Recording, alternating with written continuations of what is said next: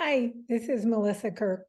I have been working with nonfiction self-help and wellness books as an editor and book coach for about 20 years now.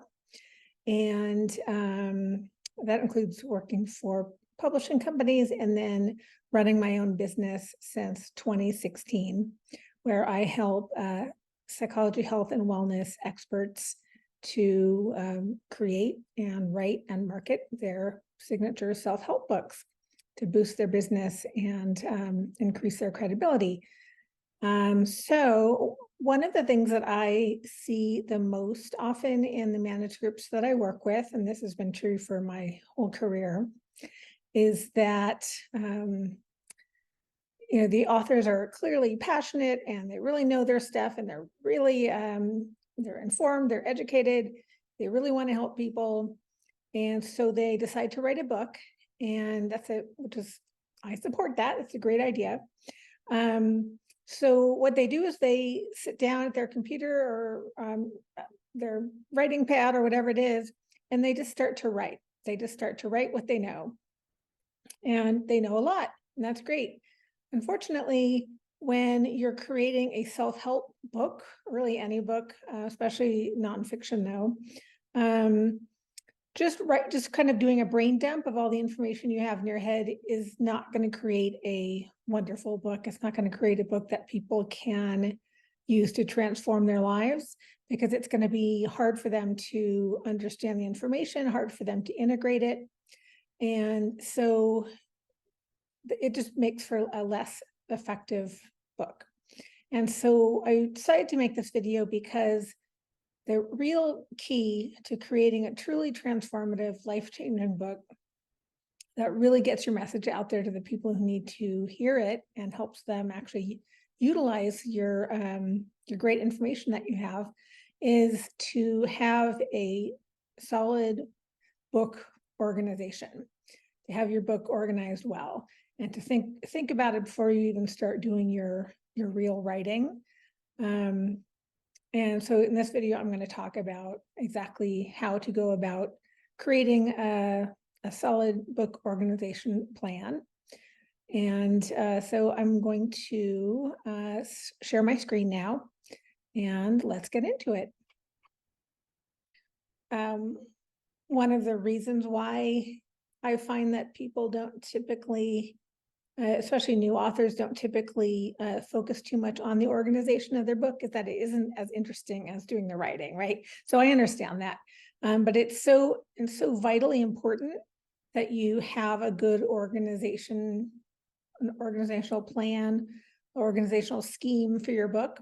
That honestly, it's more important than the content, because if the reader, you can write wonderfully but if the information is scattered all over the place and you go off on tangents and you're not really focusing on what the reader needs to know in the particular place where they are, then they're not going to get that much out of it. They might enjoy reading it, but they're not going to be able to use the information.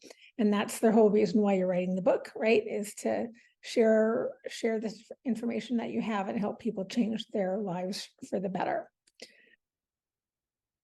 So who cares about book organization, right? It's just so boring. And why can't I just write my book the way I want to? Why can't I just sit down and just write down everything that I know? And then I can move stuff around later, right? Like I can fix it. And so I've been in book publishing for 20 years, including working at publishing houses as in the editorial track. So I was a developmental editor for 13 years at a self-help publishing company.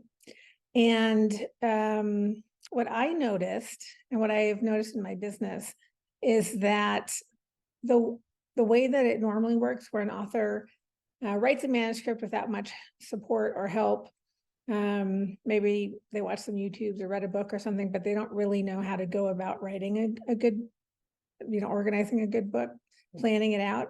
So they write it, and they have this big manuscript, and they send it to an editor, and that editor was often me. And so the editor's job then is to fix the manuscript, is to make it good, to make it well organized, to move things around. And what I found after doing that for so many years is that that's really an inefficient, ineffective way to go about this, because it's very challenging, almost impossible, I think, to actually to make a manuscript good if it doesn't already have an organizational plan, if it hasn't been planned out already.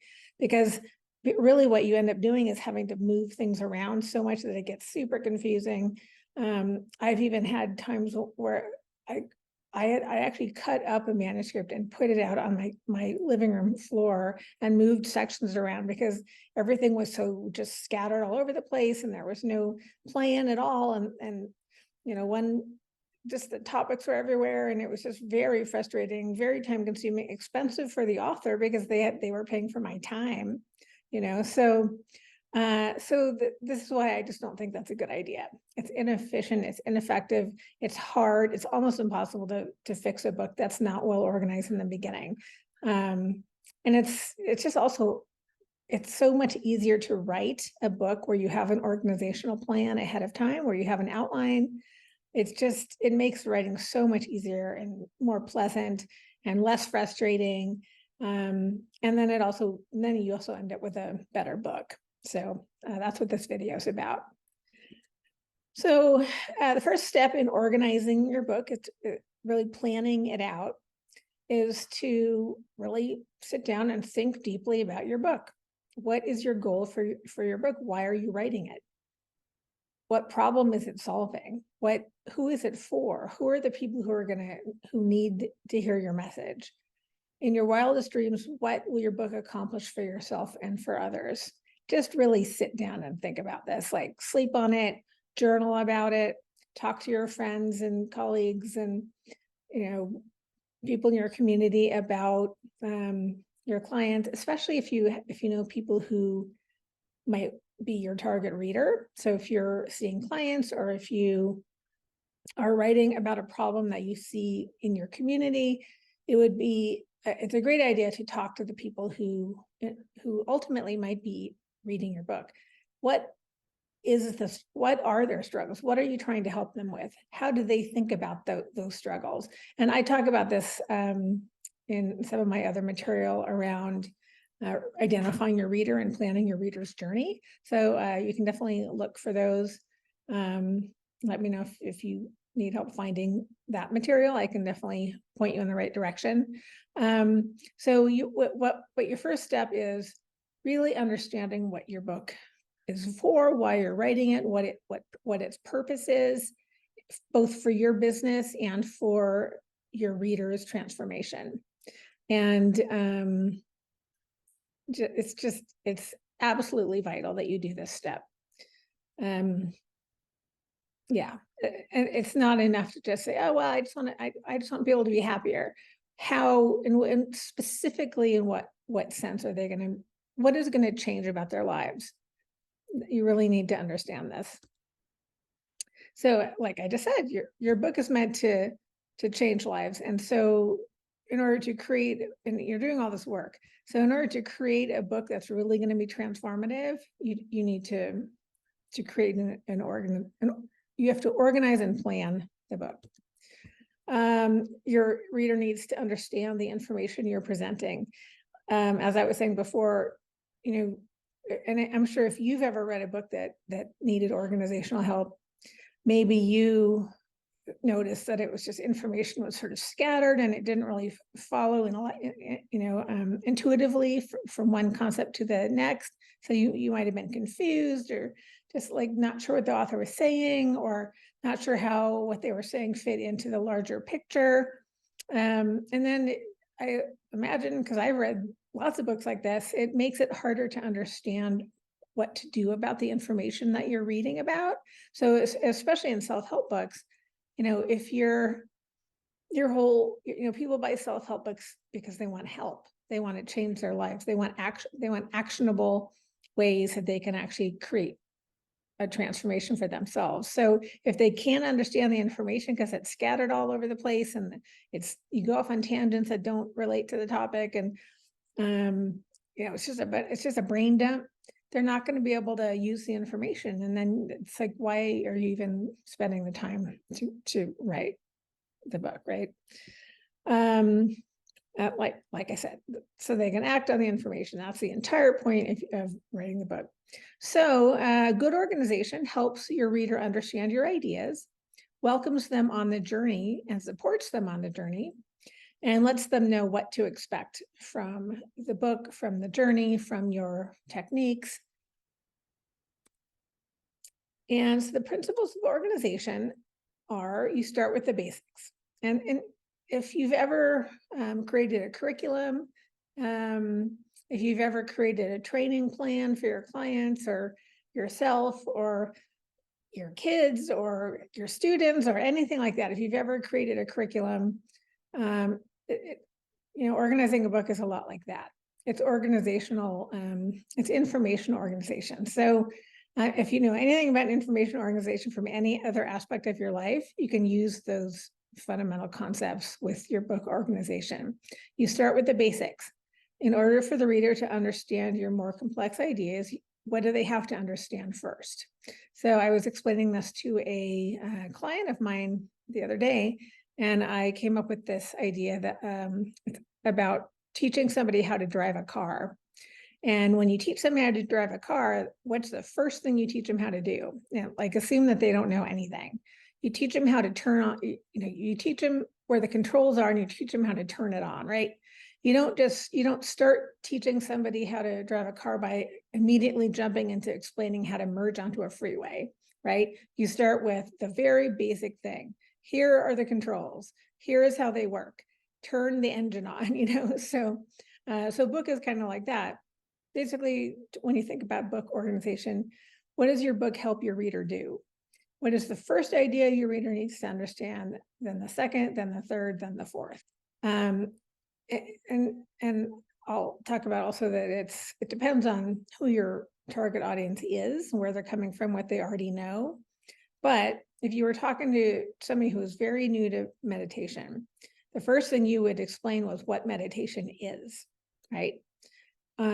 Specific, and then you would maybe explain what your particular type of meditation is about and how, explain, the basic concepts of that type of meditation. You might explain a little of the history, but you don't just jump in and immediately start telling them how to sustain a 15-minute a day meditation practice. You start from the very beginning. This is what meditation is. This is how these are concepts that you will need to know in your practice, right? So you start from the simple thing, you build on it, you add complexity as you go.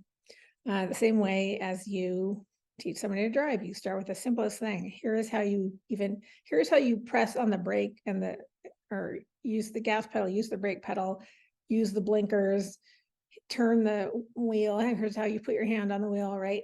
And then the next, you start getting into more complexity. Here is how you drive on a busy or a empty street. Here's here's how we behave at stop signs, and then the even more complex. Okay, here's how we merge onto freeways. Here's how we get off of freeways.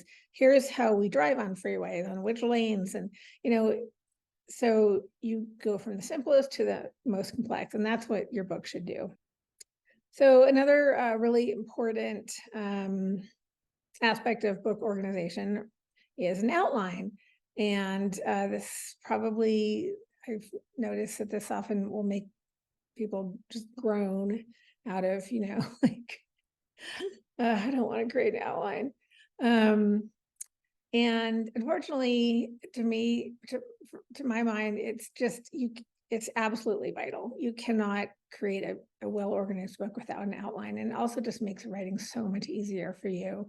And honestly, it's not even hard to create one, even though because I've been doing it for so long, but it's the frame upon which you will build your ideas.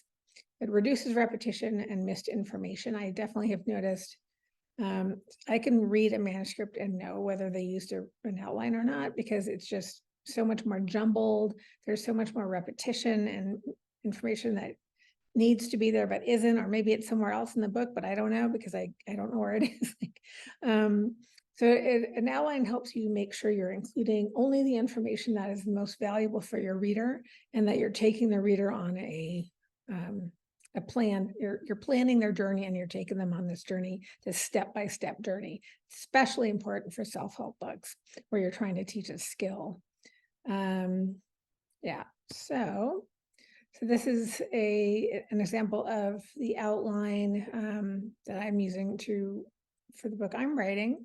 So if you notice, so when we learned how to outline, maybe like junior high or something, they had this whole way of outlining where you have Roman numerals and then different kinds of bullet points and A's and more Roman numerals. So what I just do it this way because I don't think you need to go be that crazy about it. So basically what I do is I list what will likely become the headings and subheadings underneath the chapter titles, and that's my outline. So yeah, do this for your book. You can make it as detailed as you want. I definitely recommend at least doing what I've done here, which is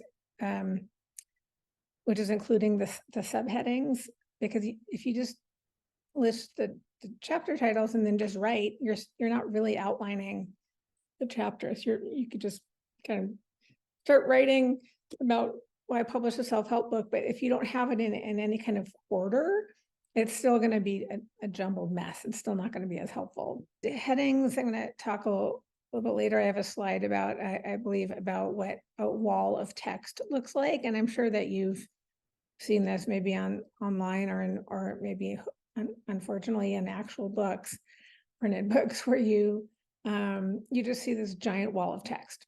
And this is common on social media where people don't bother to use paragraph breaks. So you look at this giant wall of text, and if you notice, it's really hard to read it, and it's hard to parse what it's saying, because especially if there's a ton of concepts inside that. So it's very hard for you to read it, hard to understand what you're supposed to do with the information.